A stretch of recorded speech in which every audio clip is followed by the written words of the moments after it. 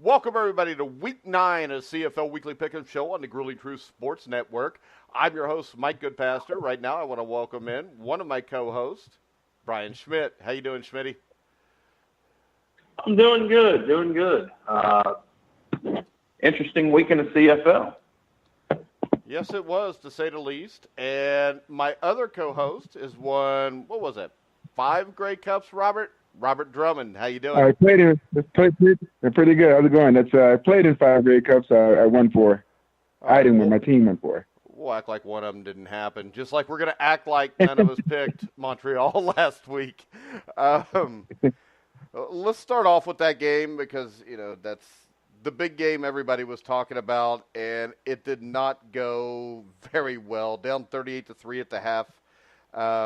Johnny Football made his CFL debut, but it was old team that stole the show.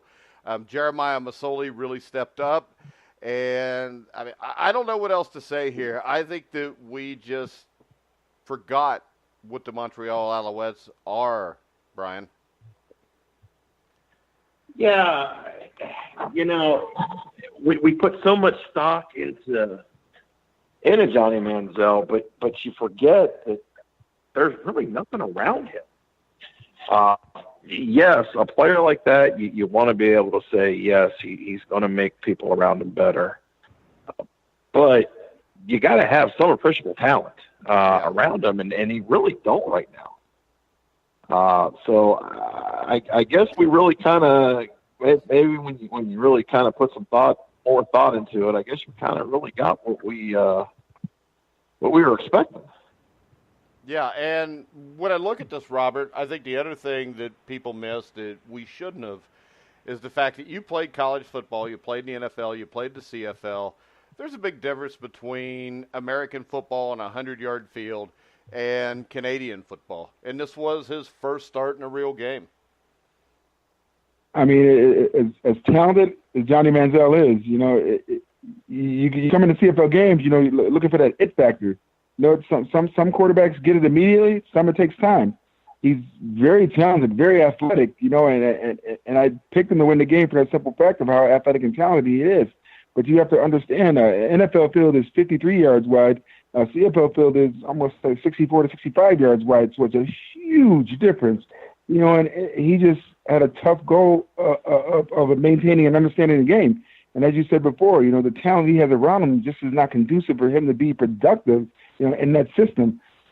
I mean, we all can sit here and let's be real about it. Montreal is not a good team at all. No. I mean, you could put Aaron Rodgers, Peyton Manning, you could put anybody, a former Hall of Famer or All-Star from the CFL or the NFL on that team, and they would do not do well. They may not throw the interceptions that they do, but the pass protection was broken down. And just plays not running, receivers not running routes. It's just a team right now that's demoralized psychologically about the game, and it doesn't help whoever they have at quarterback, and they're going to struggle the rest of the year. All right, now that brings us to your old team, Robert, the Toronto Argonauts, who I think had a season-saving win, trailing by 24 points in the third quarter at home on Thursday night. The Argonauts were well on their way to losing their 6 out of 7 games. A second-half comeback led by quarterback McLeod Bethel Thompson, starting his first CFL game, may have saved Toronto's season, Robert. I mean, what a great game! I mean, just that touchdown in the last or one of the last plays that to win the game was amazing. I mean, I've been seeing that down here, time after time again on ESPN. It just goes to show you that former champions in any league always wonder about them and always understand that they're going to find a way to get it done. As Coach Matthews used to always say, find a way to win.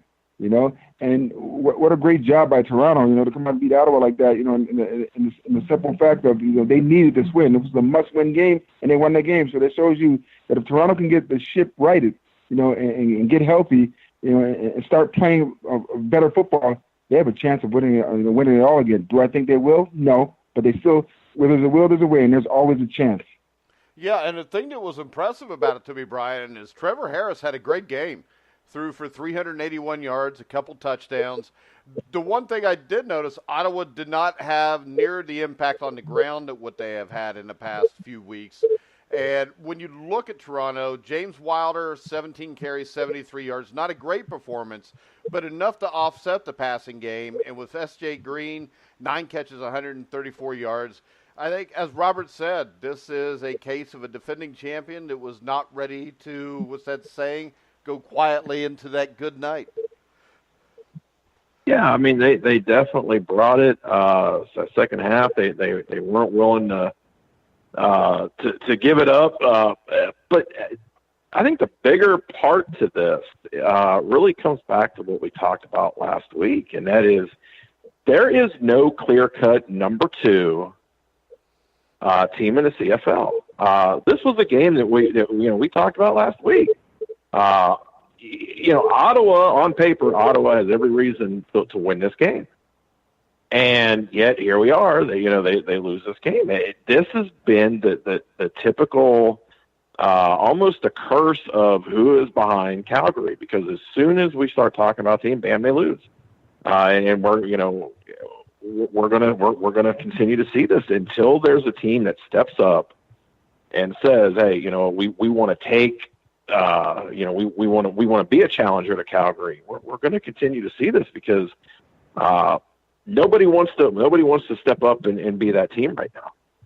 Yeah, and right now I think the team that maybe would be next in line for us to think would be maybe Edmonton and Mike Riley. Him and the Eskimos close out an exciting Thursday night doubleheader with a 26-19 victory over the Saskatchewan Roughriders. The Eskimos grabbed their 5th win of the season in a back-and-forth great game. Zach Collaros came back, was solid, 22 of 34 for 261 yards and a touchdown. And when I look at this, I mean, I think Saskatchewan and Edmonton, the thing that surprised me with both of these teams, Brian, is how well the defenses have played.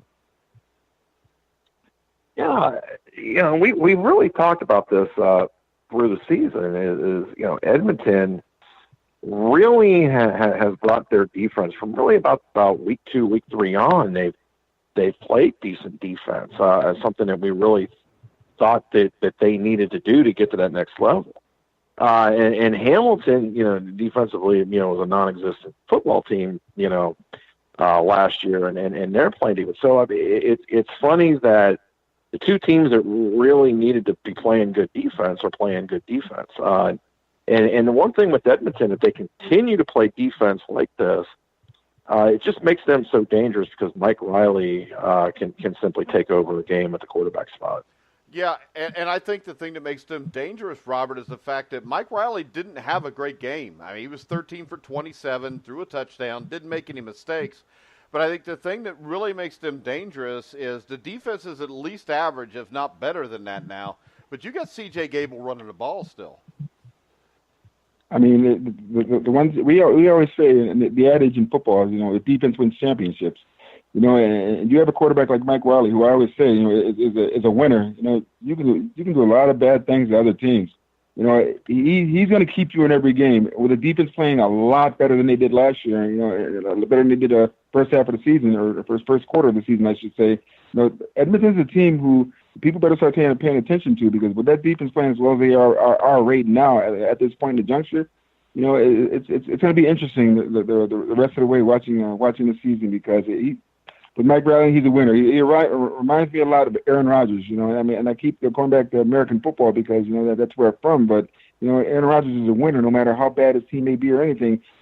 Guys rally around winners like that. And it seems like this team is rallying around Mike Riley right now. And it's going to be interesting watching Edmonton going forward. Yeah, and before we get off this, Robert, I think Saskatchewan's still a threat. They've got Zach Collaros healthy now. Defensively, if your secondary is good enough to hold Mike Riley under 50%, you're a pretty good team. You throw in Trey Mason running the ball, I think Saskatchewan's still big time in the conversation this year. Oh, Saskatchewan's definitely in the conversation. As I said, it's shaping up. Yes, Calgary is a front runner right now, but it's shaping up, as you said before, to be an interesting race to see who establishes the number 2 spot in the CFL going forward. Yeah, and I still like Winnipeg there. They had the bye week, so there's not really much to talk about there. But I still like Winnipeg to be that team. But I think Edmonton and Saskatchewan, even Ottawa, if they can become consistent, are in that mix. When we go to the last game, go ahead. I was going to say, Ottawa's their own worst enemy. What a Jekyll and Hyde team. I mean, as you said, on paper, they're, especially in the East, they're lights out, but they just don't play lights out. You know, until Ottawa figures it out, they're going to be up and down constantly. You know, there's sometimes we look at them, we can be like, wow, what a team that should dominate this game. And then there are other times we're like with Toronto. What just happened? You know, so Ottawa's their own worst enemy.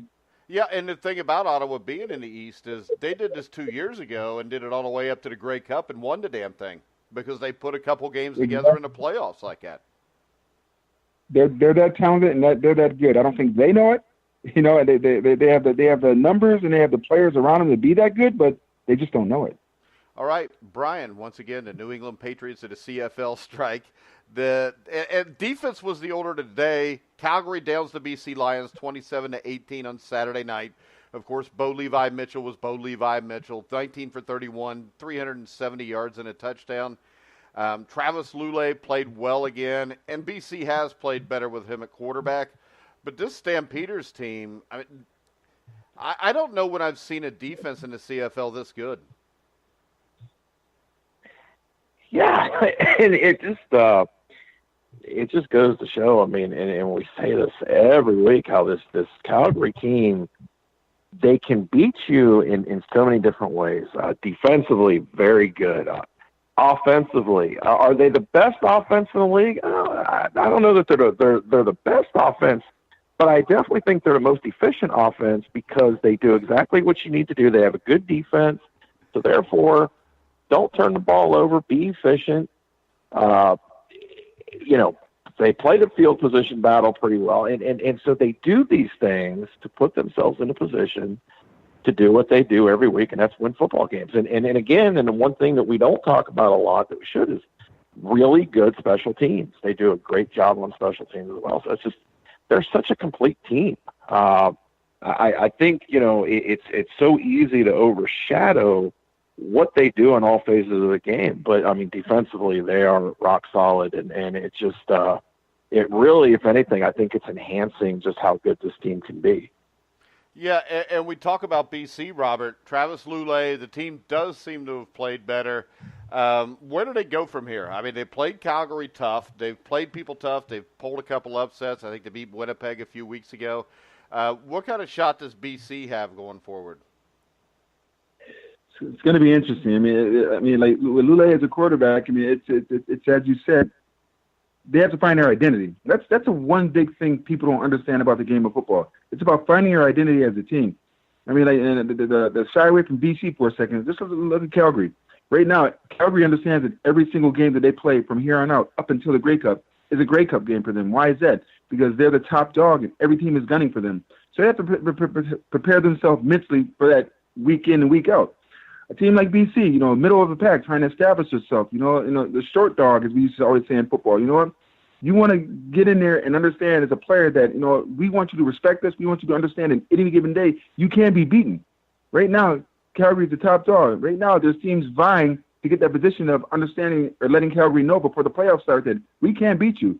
You know, and for BC right now, you know, they're at the point where it's either push forward or fall back. You know, that's what I always say, even about Ottawa. Just push forward or fall back. You have to establish yourself an identity in the sport of football in order for teams to have respect for you. Right now, Calgary has no respect for anybody, and I think they're going to slip up during the course of a couple of weeks because they're going to take teams lightly. I just understand this because of all my knowledge of my 15 years of playing professional football. You know, it's an 18-game season, and I mean, if you look at it, there's only been one team in professional football to pull that off. It's a long season, and you know, teams. I mean, we did when I was in Toronto with Doug Flutie. And it's not a bad thing, but it's a personal thing. You get cocky, you get arrogant, you get too confident that we're good, we'll win this game, and we got upset. You know, it happens. You know, but for BC, you can be that team that excels to the next level if you just use your talent, understand the game, and just play the best you can, and understand, knock off the top dogs, and you'll get respect. Yeah, and that brings us, I'll stay with you, Robert, Edmonton at BC. I would think this is a huge game for BC at home against a very good Edmonton team. What kind of chance do you think they have here? I mean, it's hard, very, very hard for me to gamble or bet against Mike Riley because of how consistent he is, and how well the Edmonton defense is playing right now. The games at BC, and to me personally, it didn't matter whether I played home or it didn't matter whether I played away. I always approached the game to say, and no disrespect to the fans, but I blocked out the fans, and I played the game I love to play inside my heart. And I went up there and just played with conviction and passion because I love to play the game of football. So the fans didn't matter. And that's no disrespect to the fan. I love my fans, but it didn't matter if it was home or away. So I don't know if there's a really home field advantage for players who are like me. But in this instance, I can see BC playing much better as they did against Calgary. Losing by so little, finding a way to defeat Mike Riley and winning this game. This could be the start for BC to turn their season around, and get into what I just said, that driver's seat of establishing themselves as a second-tier team. You got Saskatchewan, you got Winnipeg, you got Ottawa teams that could jump into that caliber, but right now it's BC's shot to be able to go out there and prove to other teams throughout the league that we're serious. So I take BC in this game. And really, I think when you look at this, I think every team except for Montreal and, of course, Calgary, who are on complete different spectrums of this, are in that position. Everybody 2 through 8, you can just throw a dart at on any given Sunday. And any team can step up and claim that position of being a number 2 team. And all you have to do is get the number 2, then you have the confidence to beat number 1. All right, Brian, Edmonton at BC. Yeah, with the exception of Montreal, just everybody, with the exception of Montreal on the bottom end, Calgary on the top end, everybody's bunched in the middle. And in this game, there's a part of me that wants to take BC because it's at home and I can see the upset, but I'm going to go with Edmonton. Just, Edmonton's playing good defense, and the Mike Riley factor of just, the way he plays, the quarterback position and the way he makes that offense go. I just think Edmonton is a little bit more than what BC can handle. Yeah, I don't know. I think this game's a toss-up. I'm going to go with Edmonton just because of Mike Riley, and that is the only reason. Plus, I think their defense has played better, but I think BC has their backs more against the wall in Edmonton, but I'm going to stay with Mike Riley. Next up, we got Hamilton at Winnipeg, Schmidt. I'm going with Winnipeg. I still think Winnipeg right now, until they do something to change my mind, I don't think Winnipeg's the second best team in the league right now. I think Hamilton. I think Hamilton can play with them. Hamilton's been better defensively, but in the end, I like Winnipeg's offense. I like the balance. They do a lot of good things in all phases of the game, and it's in Winnipeg, so I'll take Winnipeg. Yeah, I'm going to go with Winnipeg also. I'm not as sure. Both of these teams have been kind of up and down. The last time we saw Winnipeg, they dominated Toronto 40-14. They've had a week off. I'm going to go with Winnipeg, and I think that's what makes this such a big game is they played really well 2 weeks ago. They get a week off. They come back. They're at home, Robert. This is a game, if they're going to try to establish themselves as that number 2 or 3 team, this is a game where they need to show up big time, I think. Winnipeg has had 2 weeks to prepare for this game. Winnipeg is rested. All the players throughout, as you said, an 18-game season. And don't forget about the 2 preseason games. So you're banged up, you're bruised, and you get a week. You get 2 weeks to prepare for a game, and your body gets rested and healed. Trust me, as a former player, I can tell you right now, that's huge. And it's home. You don't have to travel, worry about anything. Winnipeg's going to win this game and win this game big. All right, next up, Montreal at Ottawa. So, Robert, we're picking Johnny Do we have to pick this game? You don't have to, but we did it last time, and it didn't work out that good. Any of us going to have the balls to pick Johnny Manziel again, Robert? No. It's not so much Johnny Manziel himself. He's trying to learn and understand the game, but it's just what he has nothing around him to make it conducive to even being a functional game to even watch. You'll see another blowout. Will Johnny Manziel play better? He'll play better. He's got a game of understanding this game underneath his belt, and he gets it now. But it's just not going to be enough, and they'll get blown out again. They'll get beat by at least two or three touchdowns again. All right, I agree with Robert. Brian, you want to go on the Johnny Manziel train one more time? Nope, not even a little bit. Look, this is not good. And again, it's not Johnny Manziel, but I mean, it's just what's around him. And I do believe that he will at least enhance what's around him as the season goes.